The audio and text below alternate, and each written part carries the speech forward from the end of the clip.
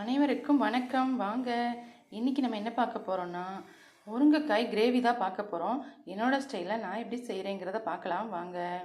அதுக்கு அடுப்பு பற்ற வச்சு கடாயை வச்சுட்டு எண்ணெய் சேர்த்துக்கலாம். பூண்டு, இது கூட சின்ன வெங்காயம்,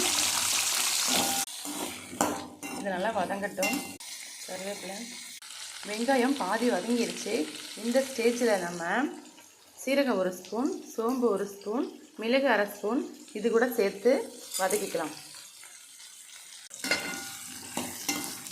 இது கூட மீடியம் சைஸ் தக்காளி 3 இதையும் சேர்த்து நல்லா வதக்கிக்கலாம். நான் இதுக்கு காரத்துக்கு பார்த்திங்கன்னா வரமிளகாய் தூள் சேர்க்க போகிறேன். இல்லை தூள் வேண்டாம் அப்படின்னா வரமிளகாய் கூட 4 சேர்த்துக்கலாம் காரத்துக்கு ஏற்ற மாதிரி. நல்லா வதங்கிடுச்சு பாருங்கள். இந்த ஸ்டேஜில் நம்ம ஸ்டவ் ஆஃப் பண்ணிடலாம். இதை நல்லா ஆற வச்சு மசாலா அரைச்சிக்கலாம். இது கூட கொஞ்சமாக தேங்காய், இதில் பாதி மட்டும் சேர்க்க போகிறேன். சேர்த்து அரைச்சி எடுத்துகிட்டு வந்துடலாம். மசாலா அரைச்சிட்டு வந்தாச்சு. இப்போ நம்ம இதை குழம்பை வச்சு தாளிச்சிடலாம். அதுக்கு ஒரு பெரிய வெங்காயம் எடுத்துருக்கிறேன், பொடியாக வெட்டி. கருவேப்பிலை சூடானதும் எண்ணெய் சேர்த்து, எண்ணெய் காஞ்சதும் கடுகு சேர்த்து, கடுகு பொரிஞ்சிருச்சு. வெங்காயம் சேர்த்துக்கலாம்.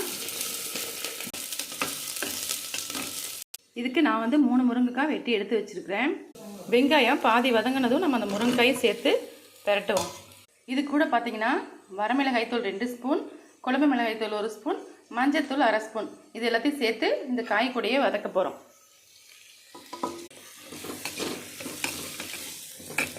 பச்சை வாசனை போக வரைக்கும் வதக்கிட்டு நம்ம இந்த மசாலாவை சேர்த்துக்கலாம். இது கூட நான் மல்லித்தூள் 1 ஸ்பூன் சேர்க்குறேன். மல்லித்தூள் ஆப்ஷனல் தான், உங்கள் விருப்பம்.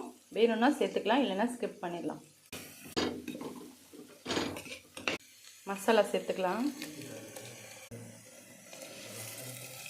தேவையான அளவு தண்ணி சேர்த்தாச்சு.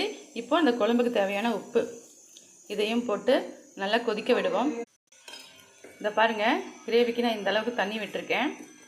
ஓரளவுக்கு ரொம்ப திக்காகவும் இல்லாமல் ரொம்ப தண்ணியாகவும் இல்லாமல் மீடியம் சைஸில் இருக்குது, மீடியமாக இருக்குது. உங்களுக்கு எந்த அளவுக்கு தண்ணி தேவையோ அந்த அளவுக்கு விட்டுக்கலாம். நம்ம முருங்கைக்காய் கிரேவி சூப்பராக ரெடி ஆகிடுச்சு பாருங்கள். நல்லா வெந்துருச்சு. சூப்பர் கம்மன்னு சூப்பராக ரெடி ஆகிடுச்சு. அவ்வளோதான், என்னோடய ஸ்டைலில் முருங்கைக்காய் கிரேவி.